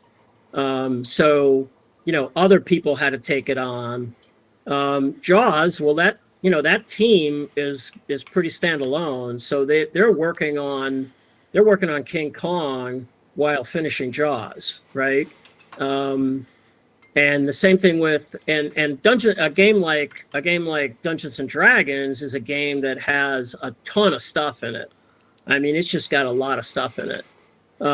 Games like Uncanny X-Men, we had to do a reset on Uncanny X-Men. I mean, it's no surprise that I wasn't happy with where it was, and so I changed the direction of it. And so when you do that, when you change the direction on something, you're just adding time to the development cycle. I guarantee you it's got nothing to do with Seth. I mean, he doesn't, so you got, let's see, you got Foo Fighters. Tanya, was working on Insider Connected and Foo Fighters. I'm guessing you could say that. Let's see, Jaws. Yeah, I mean, the Jaws team is working on King Kong at the same time that they're finishing Jaws. Go back 5 years and take a look at how long it took us to finish games then. I will make another point. These games have way more than games have ever had. So the content in these games is incomparable to content even as recently as Black Knight, right? Monsters, Black Knight, TMNT, just not that level of content. Out of curiosity, I mean, true or false, are games being released with earlier code than typical over the last 12 months? I mean, it seems like Walking Dead is in the 0.79 and well, Walking Dead has got some licensing challenges, right? So you've seen, you've seen the messaging. This is the first time we've seen a game from you in regards to something like that with license approval being awaited on. Not the first time, but it's the first time you remember. Yeah, it's been a while, I guess. The first time you remember. Yeah, it's the first time you remember. Bond had almost nothing in it, and it had messaging like that. So, I don't. So there's an interesting philosophy about 1.0, right? Like, I personally do not believe that we should ship. When games ship, they should be at 1.0. And the reason I say that is because so much of what we see when you guys start playing the games gets modified, tuned, tweaked, and finished. And sometimes things get completely added that didn't even exist. Bond is a perfect example of a game that, you guys love it today, but probably 20% of that stuff didn't exist in the original design, in terms of, and then as we got into the game and we got into the development, we said, hey, wouldn't it be fun if, right? And we just kept adding stuff. So I don't know that games I think games should go out at a solid 8 dot something, or dot eight, I should say, dot 8 and dot 8.5 or something. And then a legitimate .85, legitimate. And let's talk about legitimate. So I've been adamant that the numbers reflect reality. And so when you see us ship 7.2 or something, then that's because I believe it's 7.2. And I look at the stuff that's yet to be done. And by the way, no game, a game is like a battle plan. Nothing survives first contact with the enemy. And you guys, the first times you guys get your hands on it and you start talking about what you like and what you don't like, that affects what we're doing with the game. So, you want me to ship you 1.0 and say, okay, I'm moving the team on to the next thing and I'm never touching this game? That's probably not in your best interest. Because I know that you're gathering a lot of data from Insider Connected, basically crowdsourcing essentially from the public on feedback on what they want to see or what they don't like to see or what they would like to see more of. Yeah, that's true. Very true. All right. I think I want to take some questions. I know I've already got. You're still at work, George. I'm well aware of how long you're still. That's all right. That's all right. But I know we have people in chat and on YouTube that would like to get some questions in. So by all means, let's do it. Let's do it. We've already discussed George's wood enough, and we talked about a bunch of other things. But by the way, before we get into questions from the crowd, definitely a big thank you to all the ones that have been doing the super chats. I have been seeing them, but I just a lot of the time just want to hear George talk. It's one of those, like, there's a very few people in podcasts that I could just keep listening to. It's him and Roger Sharp, and I'm like, just keep talking. I want to get all the information and just listen to be informed, kind of thing. So I don't want to interrupt him to say, hey, thanks, Russell, for the $20 or whatever kind of thing. It's just like I'm just basically kind of taking it in, and that's what I've been doing. So I'm not ignoring you guys. So let's see what we got going on in chat right now. Can George talk about the state of clear on current playfields? Clear on current playfields. I mean, from our perspective, nothing's changed. Meaning that we haven't changed the material, we haven't changed the process, we haven't changed pretty much anything for a long time. My feeling on this is the games, like, I got a house full of Willy games with clear coat from the 90s, and it's not pretty. It's got it's got a lot of stuff on it. And I think we should play them. I've gone into this many times on many podcasts to help you guys understand the notion of, the hardest piece of material in the pinball machine is the ball. The softer materials will always yield. That's where dents come from, right? That's where, we haven't, I don't know what, does he perceive that something is different? I'm guessing there's still a thing on there. I know it's been an ongoing thing. I thought it died down after the last couple of years. I think clear on your end, Dimples, I think a lot of people have just, come to accept that, the ball is the hardest part of it, over clear versus wood kind of thing. But here's one that I'm even kind of curious about. I'm sure a lot of people are too. Why are toppers so friggin' expensive, George? Yeah, well, for one thing, we pay a license on them. There's a license. There's a licensing fee on those things, and the licensing fee. There's two things: licensing fee, and we don't sell them direct very, very often or very much. Our dealers need to make a margin, right? So you have, and that's one of the biggest differences when you buy an online garage shop topper from some guy making them, 3D printing stuff in his garage. He's sidestepping a license and he doesn't have a dealer, right? And so, that's really honestly the two biggest contributors. Every time I look at those costs and I go, man, the cost of materials is this, and we're going to sell it for that. And so I understand, okay, dealer's got to make some money. The licensing guy, the licensor is charging us for that. I can't sell anything that has the licensor IP without paying for it. If you look at,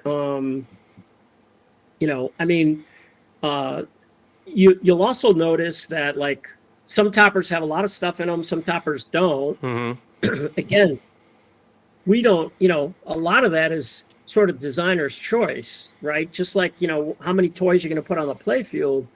If the designer designs that and he says that's his topper, that's what he wants. That's what he's seeing in his game.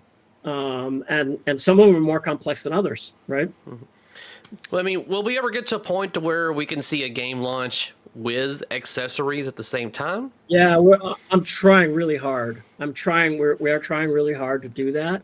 We understand the value of that, and so you're gonna, hopefully you'll see it very soon. Yeah, I think that's definitely something that you could capitalize on. I'm not trying to, give you as much advice as I can, but a lot of people, when they get a game, they want everything right then and there. So if there's the option to add all these accessories, add to cart, purchase now, I think that would be beneficial for both parties. And there's another thing that happens with toppers, and that is, and they have a licensing problem too, meaning that you have a lot of times you have a situation where the licensing team at the licensor has moved on to other products, and because we weren't done, we're having a hell of a time getting their attention back on this particular thing and getting it approved. Sometimes we're so slow that the people dealing with us change.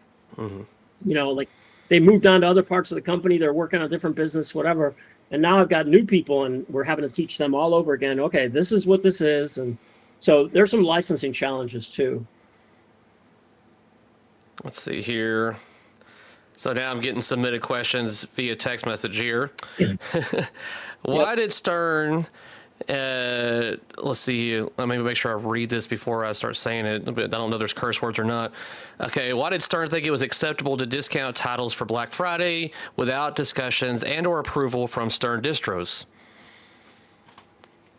I honestly, I don't even know what he's talking about, meaning not my side of the house. So I can honestly tell you, I don't know, but I think that the way they do that, when you say, distros didn't know, I don't even know where to begin with that.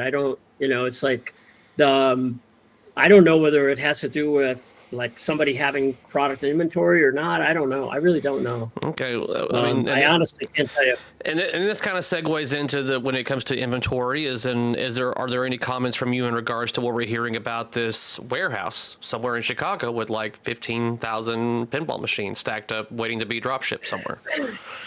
I can tell you that's nonsense, but I can tell you that's nonsense. We'd be out of business. No, that doesn't exist. There's we have like we have games in storage, but not stuff like that. Like for example, like the company stores my games, right? I own 30 some odd pinball machines. There's a bunch of us here that do. I have room for 7 of them in my house. There's a bunch of games stored, but I mean, it's like, what, 15,000 games? No, totally untrue. So like let's just describe your own personal pinball hell. What if like you could only play one machine for the rest of like eternity? What machine would be the one that you're like, man, why am I forced to play this game? Oh my God! Like you're talking about a game. I'm putting you on the line here. You don't have to list anything current, but it could go all the way back to whatever. It could be Motor Dome. I know Todd from TNT does not like Motor Dome, but like if there's a machine that you're just like, I would rather play something else. I mean, I don't think I don't hate any games. I don't hate any games. I'm entertained. I go to a show and I play. I try to play stuff that I haven't seen, that I don't know. That I don't know. But I don't. Man, there's just not too much that I can tell you. I hate that game. Okay. All right. Here's something I guess. Let's see here. Is there a particular your own favorite game that you have designed? One that you feel like holds a special place in your heart? Well, a lot of them do, and they take like games. They take so much of you, right? You have to live them when you're working on them. They consume you. If you do them right, they consume you. That's why you can't. That's why, we talk about, not being able to do multiple jobs while you do it. I'm a guy that's done multiple jobs while I do it, right? I ran product development while I designed James Bond. I ran product development while I designed Deadpool. Damn near killed me, right? Game design, consumes you. I am working on this game with Jack, and it has consumed me, right? And so I'm really fortunate, right? I have a great staff. Like my direct reports are very capable people, and they know their shit. And so I can have a meeting with these guys and say, I'm thinking this, I'm thinking that, and they go execute on stuff relative to the studio or the games in progress or whatever. And I only step in if there's a fire, and then I can focus on the thing.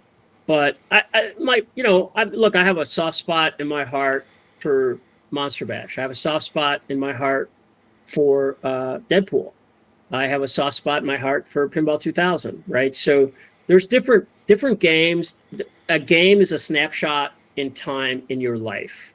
And so I can tell you what music I was listening to, what girl was in my life, what things were going on. I can tell you what dramas and challenges I faced in making that game. I can tell you what fights I had with the guys I worked with. And I can also tell you what fun I had with the guys I worked with. So they're snapshots in time. It's hard to pick favorites. I love it when people resurrect something from my past that I haven't thought about for a long time. Like there seems to be this Johnny Mnemonic movement, and it was my restoration. That's what got it thrive. People were like, man, I got to get this game. Kerry redid this game and it looks amazing. So it's like this Johnny Mnemonic movement. I'm like, where's this coming from? I think that's one of your signatures, honestly, and correct me if I'm wrong, is your ramps, and like the ramps in particular on Johnny Mnemonic, those turnarounds. If you don't have that shield over those ramps, that ball will go fucking flying. And it's like, it's the speed. Yeah.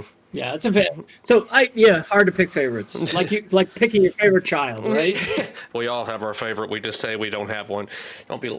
But so I'm definitely kind of curious in now in regards to like Insider Connected, and this is something that I've been speculating on ever since its inception onto the public, is in regards to DLC or microtransactions. I mean, is that something that potentially that we're going to be seeing in the upcoming future?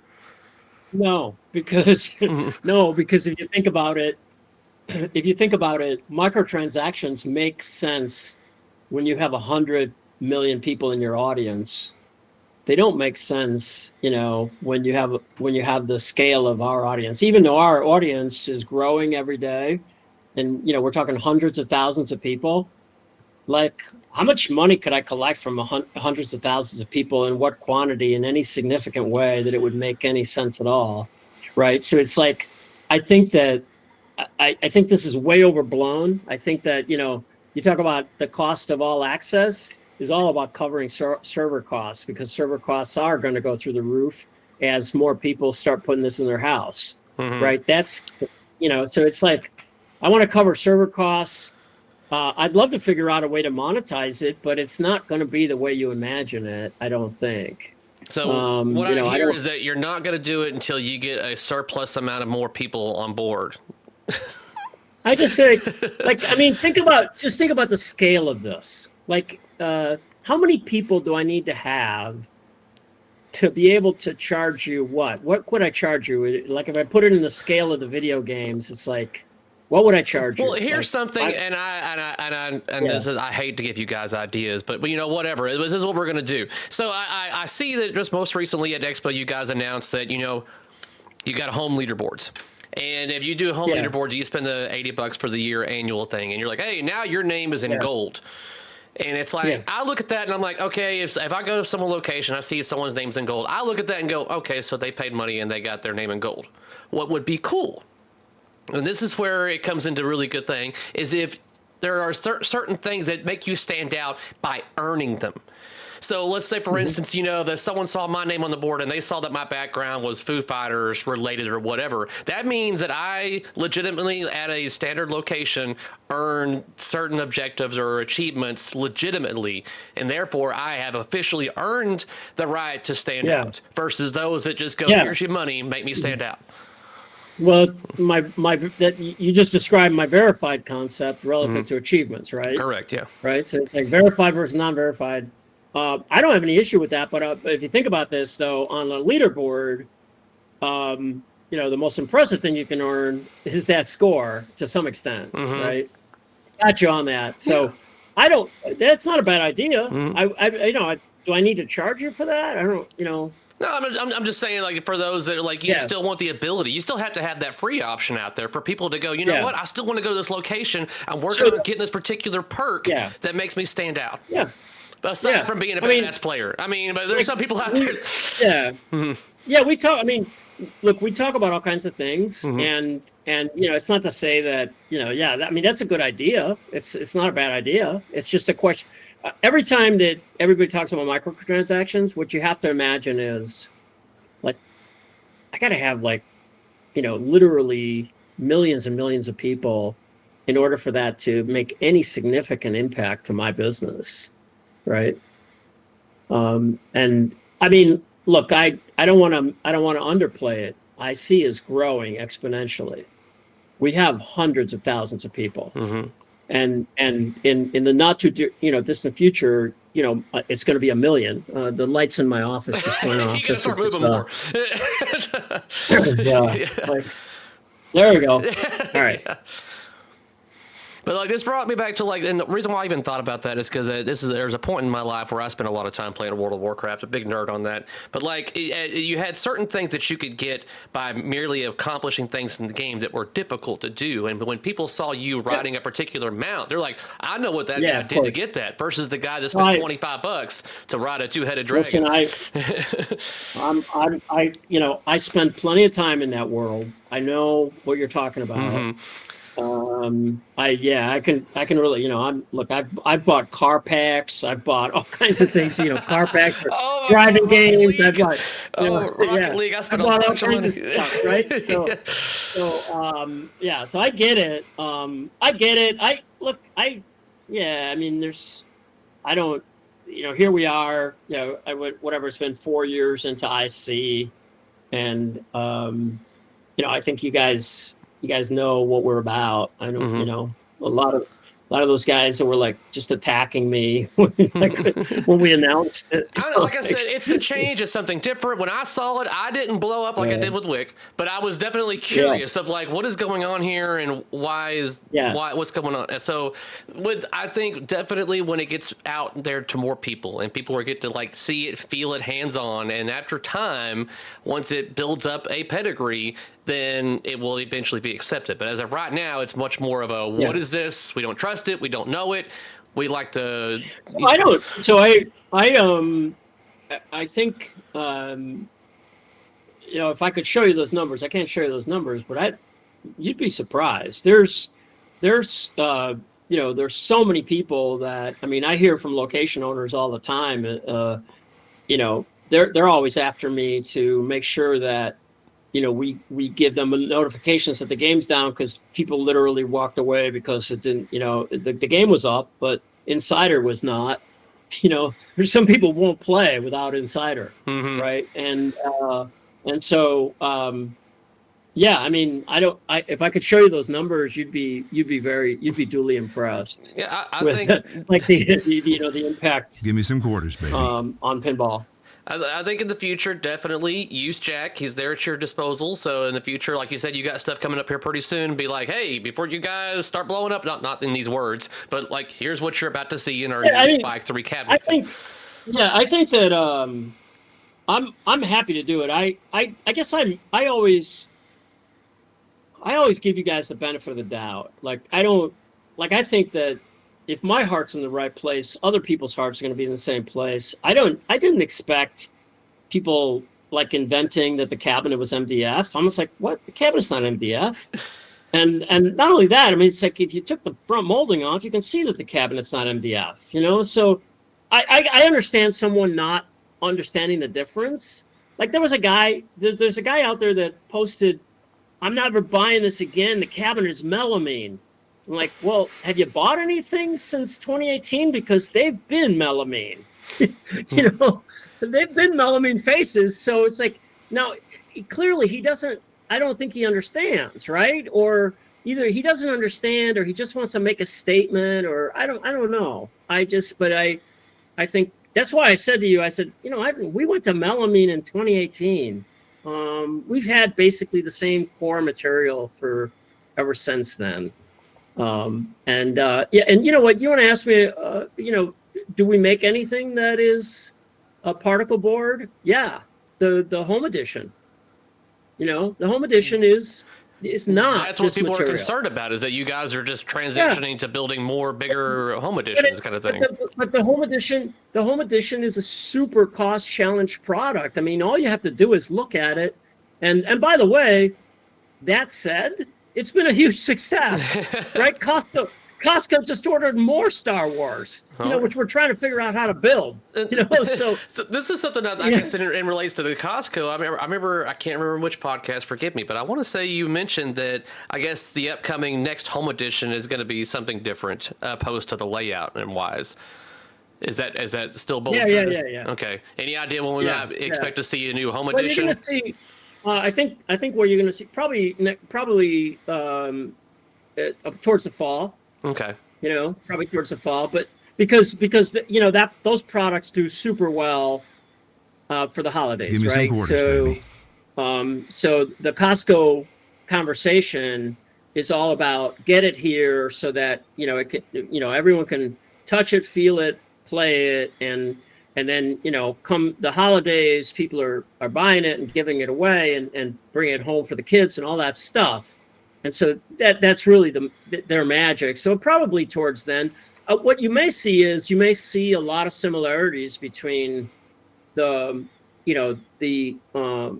other words, it'll be like a step down from the core product. You may see that, right? So like say you see a Pro, and then you see something that's very similar but different. It's got even less stuff, and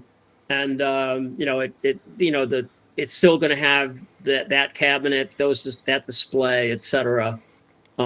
That's a super cost challenge product, right? That's like everybody's got to make their money, and yet it has to. We're trying really hard to hold the line on price. Yeah, I mean, there's a concern that you guys are you're building too much. Maybe you guys need to slow down. I mean, and what's your rebuttal to something like that? Maybe build less games and have them a little more fully cooked on their release. We don't.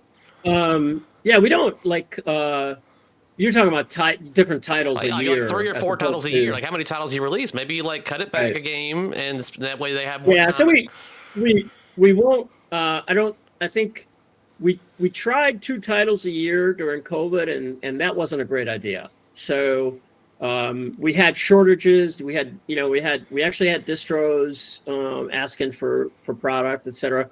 I think you can safely say the 3 cornerstones are solid.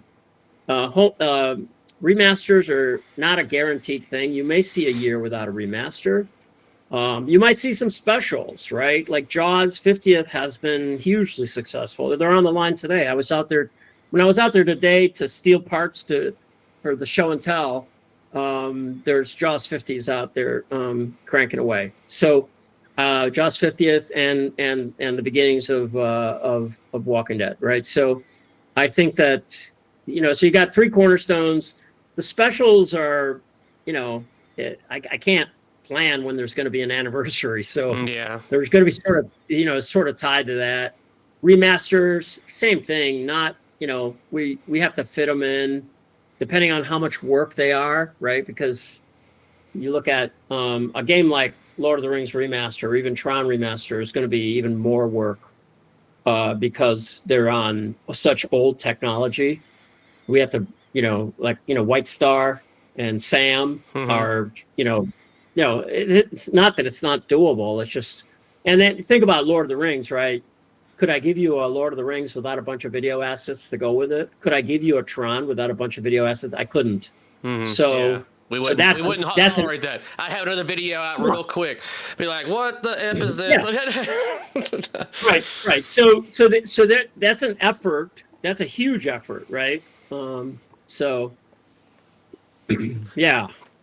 So I mean, I want to wrap this up because I've had you here for a little over 2 hours now, George. I don't want to take up all your time, and you're still at work. I still feel for you right here. So I'll wrap this up, and I'll give you a final question that I tend to ask all my guests and everything. And by all means, again, thank you for coming on. I mean, I guess this is not my final question. This is a question before my final question. How many people that you work with told you not to come on my show tonight? No one. Okay. Not a one. Not Okay. a one. No one. I would like to Actually,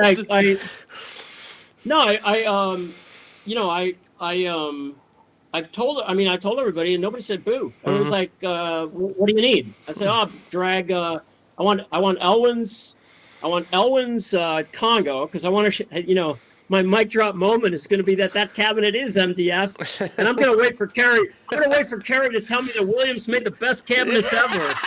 and so that's going to be my mic drop. And then, and so I told him, I said, get me a Walking Dead that doesn't have a playfield in it, so I can walk around, show off the camera. And then they said, "Do you want a Spike too?" And I said, "No, I'm gonna give me some quarters, baby. I'm gonna scar up my Deadpool."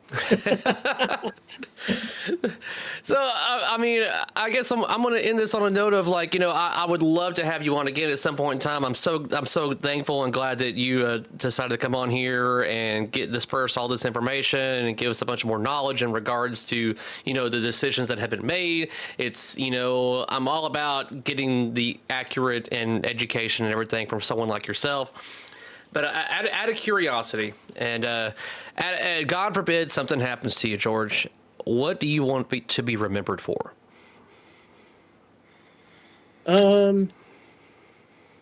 That's a tough one. What do I want to be remembered for? I want to be remembered for, I guess, I play the games. I buy the games. I want the games to be amazing. I guess I want to be remembered for giving it everything I had. Because I have. It's one of those things where I don't think I've met anybody that doesn't like you, George. And like I said, you're one of the few that I have high amounts of respect for. I was ecstatic when I had Roger Sharp on here, and so I'm ecstatic again to have you on here. And it's just great because I know that your head is just full of a shit ton of knowledge and information about the industry, and you've been in it and everything. And it's just like I could listen to you talk for hours, like just keep going, kind of pull that cord and just keep on talking. And I know that you're one of the main I don't want to use the word victims, but the main subject to a lot of my videos. I've done a lot, I'm sure you're aware, a lot of my skits and everything in regards to, I'm wearing a fucking shirt right now, exactly, but it basically has your demon logo. But so it's like, it's been, but when you're the biggest fish in the pond and you are constantly bringing things out, it's just like, like you said, we have the right to our opinions, and sometimes mine are definitely a little louder than others. I respect everybody's opinion. I tell people all the time, buy what you like. Really, buy what you like. Play the games, buy what you like. If you like the other guy's game, I'm okay. I'm good. Plenty of people like mine too. And so, I think, did you see this? Did you see this TV show thing? Did you see this TV show? So last night on Dr. Watson, that TV show on CBS? No. No, sorry. Oh my God. I got to send you this clip. I can't believe I thought you were going to ask me about it. There's a scene where this little kid is designing a pinball machine, and he said he wants to design it like his favorite game designer, George Gomez. Oh shit. And then he says something like, Keith Elwin is very popular right now, but I like George Gomez. I'm not kidding. And we had nothing to do with it. So the writer on the show must be a pinhead, because my phone started blowing up at like 9:00 last night. And I was like, what are you guys talking about? I'll send you the clip as soon as we hang up. I'll send you the clip. Yeah, I was like, I think it's. I know you are ecstatic and you love your current role at Stern. You don't make any regrets on moving this transition. But there's so many people out there that would love to have a Gomez game every couple of years or something. To go, hey guys, just so you know, I can still do this. You're getting one. You're getting one very, very shortly. Yeah. I mean, it's like clearly, Jack, co-designed it with me. But I mean, you're going to see a lot of me. Okay, so I guess that answers the question. You say very shortly, then the next cornerstone is going to be yours / Jack's game. What? But we don't know which title, right? Oh yeah, it's one or the other. You said it, not me. Like it's one of those. But so definitely in January, and I know that you guys pump out games really quick. But I'm assuming that one of the places that people will get to play it first is at Pinball at the Beach. I'm assuming that you're going to that as well. Yeah, I will be at Pinball at the Beach for Hell sure. Yeah! And it is very, very likely that it will be at Pinball at the Beach. Yeah. Yes. All right, guys. All right, I think we're going to wrap it up right there. And by all means, I think, like I said, God forbid something does happen to you, George, you will be remembered graciously in our hearts for everything that you have done for pinball and then, things that you're currently still doing. Give me some quarters, basically, baby. A very big shout out to all of those that have thrown the super chats at me. Frank Mack just recently right there with a 50. Thank you very much, man. Now, hurry and get me my game. You know what I'm talking about. But like everybody else that chipped in, thank you for being here. Everyone, by all means, thank you for joining. We had over 300 and some odd people here. It was a very, very apologies for the camera snafus. We're gonna get you hooked up, George. We're gonna get it to where you're gonna have the best 4K camera. You're gonna have that microphone with that. So again, those that have listen to your podcast, that love listening to you educate all of us. The main complaint has always been, God, can he not get a microphone? They make some of the most popular games in the world. You think that they would have the hardware to give this guy the proper representation for his company? Actually, it's and I really should have talked to the guys that know, right? I should have talked to Jack. I said, Jack, come in here. Come here and hook me up, brother. Yeah. I'm definitely jealous of Jack, and I got Jeff at Dirty Pool Pinball. Those are the couple of people that they're talking, and I don't see their microphone, but it sounds like it's right in front of them. And I'm like, I want that. What am I doing wrong kind of thing. So, but again, guys, thank you for joining. We're going to end the stream. Love you all a long time. Thanks for joining in. Thank you very much, George, for joining the stream. I'll talk to you guys later. Take it sleazy.